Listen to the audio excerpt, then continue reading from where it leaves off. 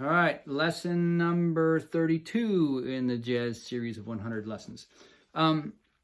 Accents and syncopation I'm going to talk briefly about. Jazz is filled with these things, and if you do all the notes the same volume, it'll be very boring. You'll sound like an amateur and be stiff. So even in the scale things I did in the previous couple videos, you'll notice we kind of poke the swing.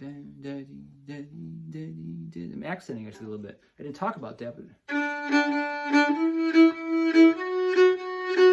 Now partly that happens naturally with the violin and the bow because you got to retake the bow, a little more push, but you lighten up the pressure in your hand, of course, and try and make them all be the same, but we're not interested in that, really.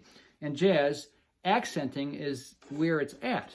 It's dynamic, it's bubbly, it's, you know, just like you. If you talk all the same volume all the time, it's pretty boring to listen to someone. They go, you know, they have points, and you will too. And your playing will be interesting. So even if a bebop song, if it's you sound like a student. You know, it's more interesting, and that's the real deal. So accents is very important. Start throwing them around, and where you accent is often off the beats. It's called syncopation. So it's not the notes on the beat. Sometimes it can be. You might want to practice your stuff, try and purposely accent beat 2 and 4, which is called the backbeat.